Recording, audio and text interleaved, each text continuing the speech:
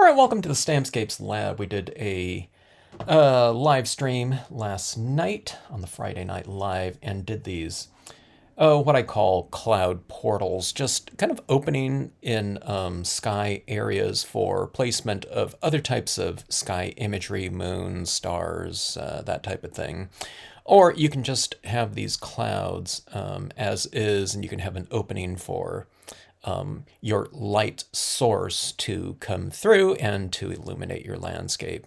All right, now in some of these cases, I did have some other landscape types of elements in here, ground elements. On these ones right here, they're more kind of sky oriented right here. We did place the trees in this one. But what I wanted to do was I wanted to finish off some of these scenes, and I'm just going to do that one at a time here. We're going to be adding in maybe some word stamps, texts, and format these into cards, but we'll finish off some of them with some additional tonal range and kind of added volume in terms of forms. We'll start off with this one right here. All right, on this one right here, the angel has been stamped out. It's this one right here from Marks of Distinction, a company gone long ago. But you can probably still find these angels out there. They're copyright-free illustrations. Okay, so what I'm going to do, so we're doing this one in grayscale right here, black and white. And what I'm doing is I'm going into the form, and where the object, the image, is darker in shadow, I'm just reiterating that with this alcohol marker here, just to make it a little bit darker and to give it more volume. The shadow work in this beautiful, I don't know, probably 19th century engraving is really fantastic, but we can go in and flesh out the image even more so with some additional tone. When you add shadow like this, it gives the piece kind of more opacity and volume like that.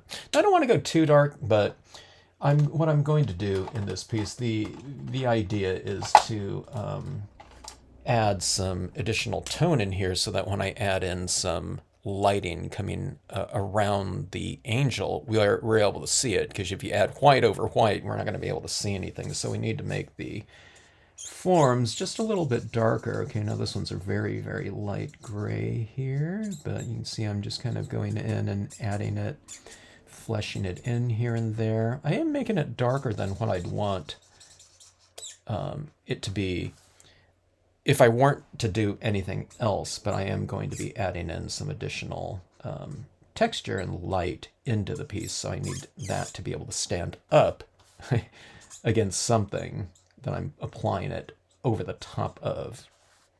In other words, white over white doesn't show, but white over gray will show, okay? All right.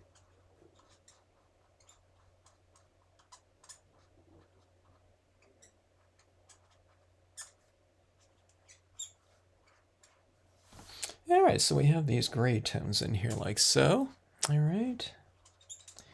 And what we want is this kind of essence of kind of brilliant light coming into the piece, okay?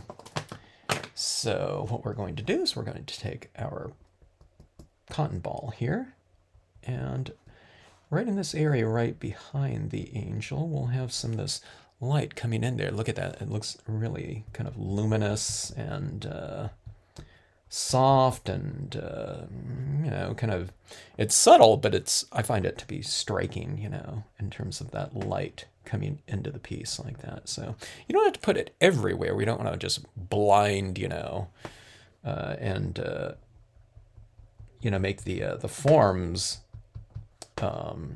everywhere the same. In other words, I'm softening up some of that form in there, but look at this light coming through now. Doesn't it feel like it's kind of enveloping and coming outward in here? I can add some right down in here. It's where light meets dark like that, okay? So I'm not putting it in the dark, but I'm putting it more around the areas that are light, and it starts getting a little bit darker, and then you come into it a little bit. Now, the darker it is, the less you come into it, because if it's really dark, you're saying that the light isn't in that area very much. So like right up here, that's fairly light, and I can come up in here a little bit, but seeing how that's really dark, I mean, you can come up into it a little bit, but I wouldn't put too much up there. But no, look at that. I mean, doesn't that make a big difference there in terms of the overall kind of feel of the piece?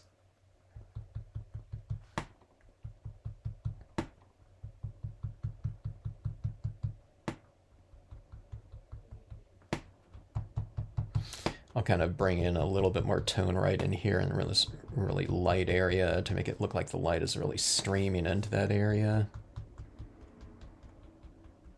Maybe we'll do it in a couple different areas like this, like there's this lighting coming down like that. You can do it up too, you know. Here, I'll try it right here. And if I don't like it, I can just wipe it right off. This doesn't like dry instantly or anything like that. In fact, it dries very slowly, so.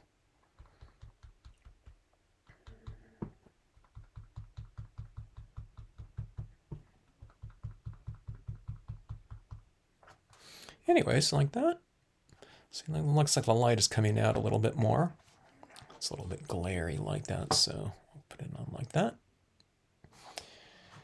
And you could put in some little highlights with your white gel or acrylic paint pen like this. You can put some of these highlights on the tops of some of your billows like this. Now, when I say tops of the billows, that's tops of the billows underneath our lighting, because the light is coming from above, so you top light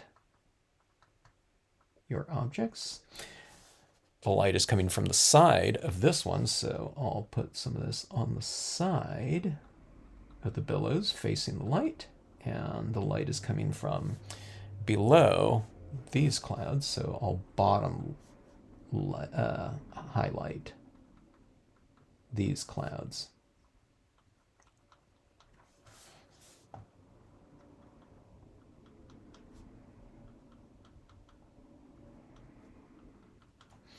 So they're just little highlights like that, little sparkly highlights, I should say. And we'll do this right here. I'll show you how to make it a little bit more whimsical here. We'll do these larger kind of dots like this. Kind of the idea is like a little lighting flare.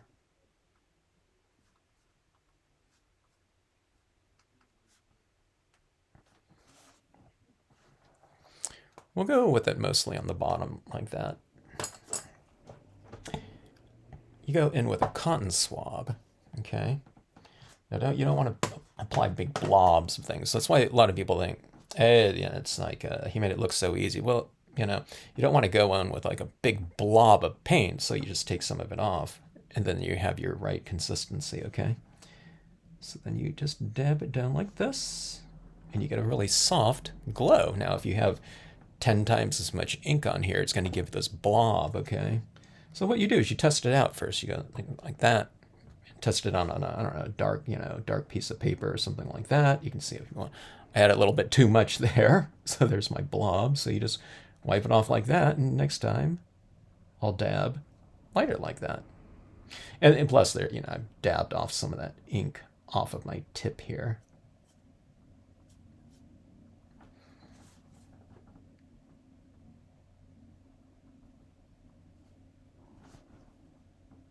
And you get these little kind of light orbs or flares coming out of that. It gives the scene a little bit more, kind of, it looks like motion to me, like these things are coming out like that.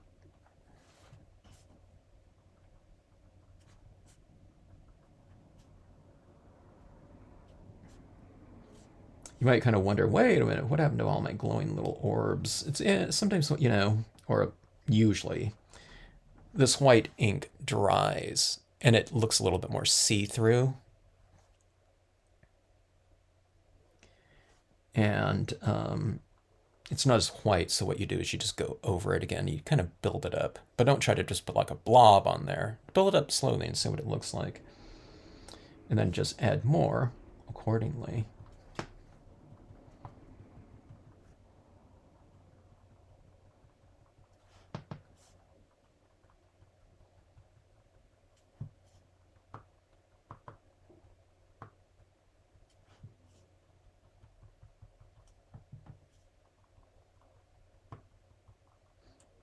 Kind of doing a little fine-tuned application of this ink right here.